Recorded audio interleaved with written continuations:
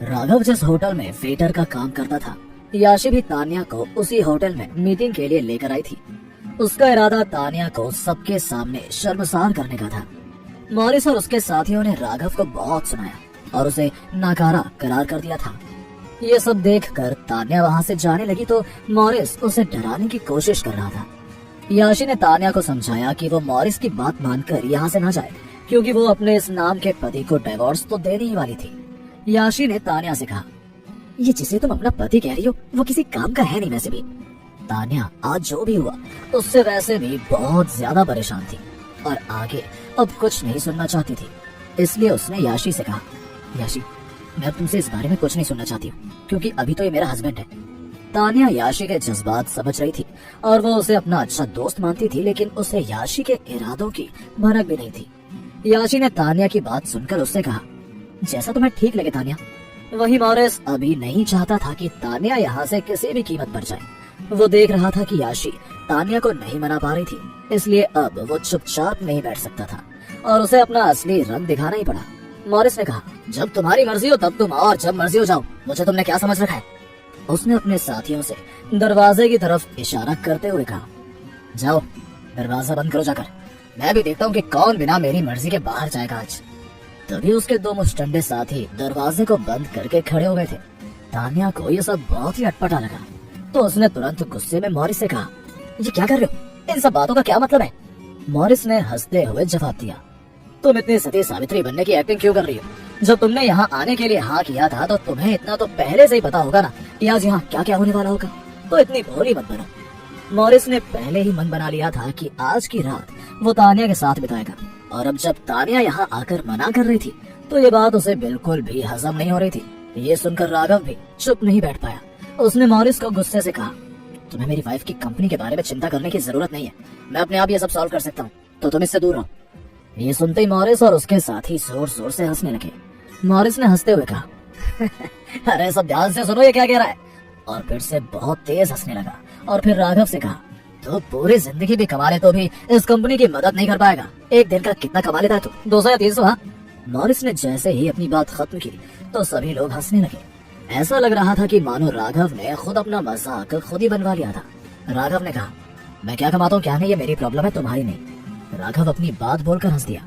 ये देखकर कि अब बात बहुत आगे बढ़ रही थी, तान्या ने राघव से कहा, तुम्हें अंदाजा भी है कि मेरी कंपनी कितनी लॉस में है।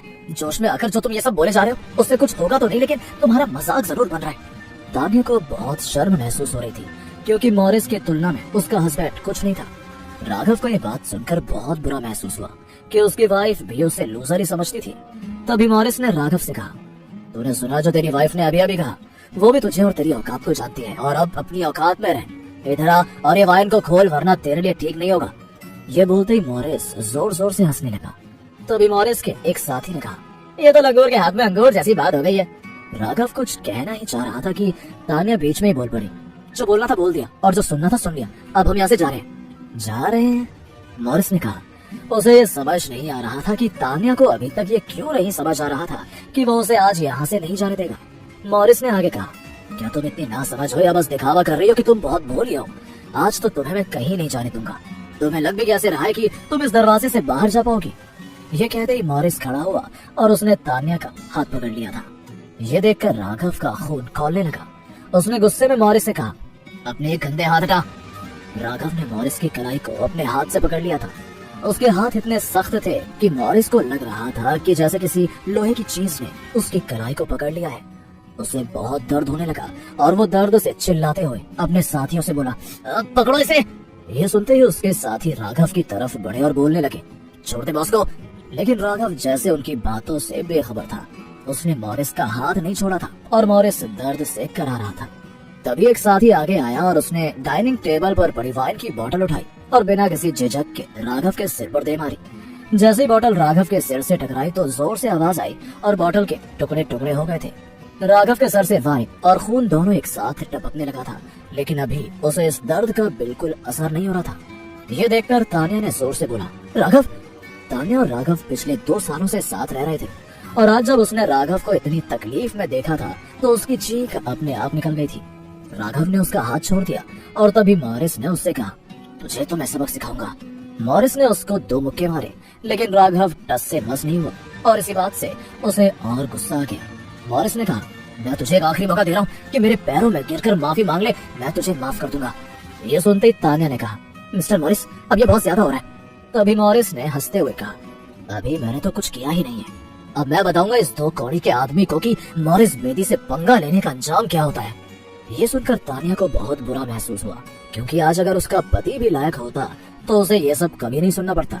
राघव ने मॉरिस से गुस्से में कहा, किसी के बारे में ये सब बोलना कभी कभी बहुत महंगा साबित होता है। राघव को अभी गुस्सा तो बहुत आ रहा था, फिर भी वो अभी चुप था, क्योंकि अपने दादा के साथ किया गया वादा उसे तोड़ना नहीं था।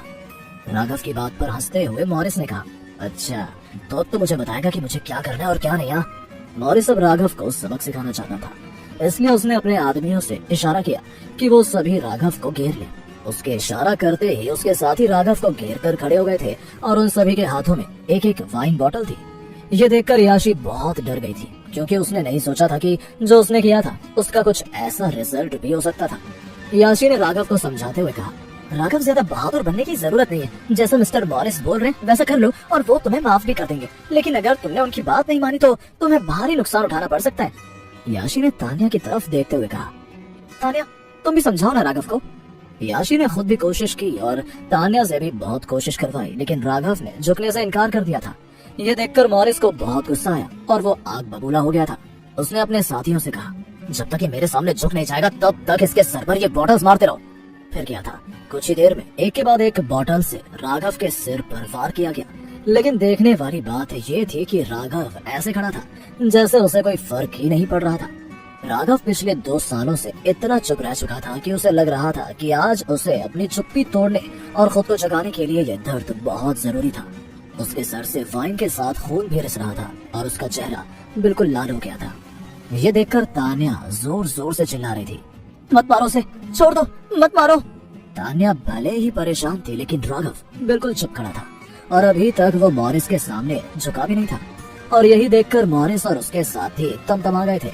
उन्होंने उसके सर पर 2 और बॉटल्स मारी। कमरे में खून, कांच और वाइन हर तरफ बिखरा हुआ था। तान्या की तरफ देखते हुए मॉरिस ने कहा, छोड़ दो उसे, जाने दो। हाँ ये बोलकर वो हंसने लगा। तभी उसके एक साथी ने कहा, बॉस, इसका सर तो बहुत स्ट्रॉन्ग है, मुझे नहीं लगता कि इसे इस तरह हम डरा पाएंगे। वहाँ मौजूद सभी लोग ये बात समझ चुके थे कि आज राघव झुकने वाला तो नहीं था, क्योंकि इतनी मार खाकर भी वो अभी तक चुप खड़ा था। अगर उसकी जगह कोई और होता तो पहले ही हार मान चुका होता। याशी को डर था कि इसके बाद ये लोग ऐसे नहीं कि राघव के साथ और कुछ भी करने की प्लानिंग कर लें। इसलिए उसने मॉरिस से कहा, मिस्टर मॉरिस, अब बस बहुत हुआ ये सब, प्लीज मेरे लिए इसे अब हम यही खत्म करते हैं। मेरी इतनी बात तो मान लीजिए, और कुछ नहीं तो मैं आपके साथ कहीं और चलकर आज की रात रह लूंगी। याशी आज कोई भी कीमत चुकाने के लिए तैयार थी, क्योंकि ये सब उसका ही किया धरा था और वो नहीं चाहती थी कि यहाँ और ज्यादा खून खराबा हो। ये सुनकर मॉरिस की नीयत बदल गई और उसने कहा, ये तुमने कुछ ठीक बात की है और सिर्फ तुम्हारे लिए मैं ये करने वाला हूँ। मॉरिस ने अपनी बात कही और याशी को कसकर पकड़ लिया। हालांकि वो यहाँ आया तो तान्या के लिए था, लेकिन अब उसकी नजरें याशी पर पड़ गई थी। थैंक यू मिस्टर मॉरिस, याशी ने राहत की सांस लेते हुए कहा। याशी ने तान्या से कहा, तान्या, तुम राघव को हॉस्पिटल ले जाओ। तान्या याशी को मॉरिस जैसे आदमी के साथ अकेले छोड़ने के लिए तैयार तो नहीं थी, लेकिन अब उसके पास कोई रास्ता भी नहीं था, क्योंकि याशी ने खुद अपने आप को उसके हवाले किया था। तान्या राघव को लेकर बाहर आई, लेकिन राघव ने हॉस्पिटल जाने से इनकार कर दिया था और बाथरूम में खुद को साफ करने चला गया था। तान्या भी इतने गुस्से में थी कि राघव को उसके हाल पर छोड़कर चली गई थी। राघव खुद को साफ कर होटल से बाहर आया और सड़क पर चलने लगा। तभी वहाँ एक बहुत महंगी गाड़ी आकर ठीक राघव के सामने रुकी। उसमें से एक आदमी निकला जिसने काला सूट पहना हुआ था। उसने बाहर निकलते राघव को रोका और उसने राघव को एक मोबाइल और एक कार्ड दे दिया। आखिर ये कौन था जिसने राघव को मोबाइल और कार्ड दिया? आखिर राघव ने अपने दादा से क्या वादा किया था? राघव और तान्या की ऐसी क्या मजबूरी थी कि वो इस नाम की शादी को निभा रहे थे? आगे क्या मोड़ लेगी ये कहानी और इन सभी की लाइफ में आगे क्या होने वाला है? क्या होंगे इन सभी सवालों के जवाब कमेंट बॉक्स में कमेंट करके जरूर बताइएगा और आगे की कहानी जानने के लिए सुनते रहिए राघव बन गया जेंटलमैन।